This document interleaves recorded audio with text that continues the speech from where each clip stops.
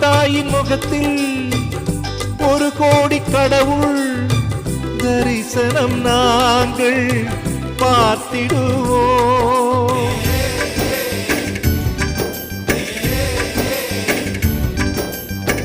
தீபங்கள் கோடி நம் வீட்டிலேற்றி கோவிலை போல மாற்றிடுவோம்.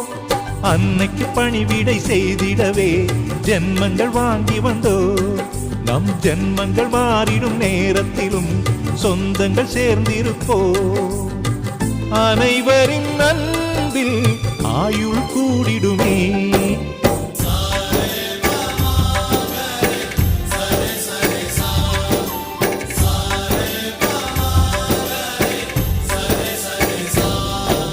ஆசை ஆசையாயிருக்கிறதே இதுபோல் வாழ்ந்திடவே.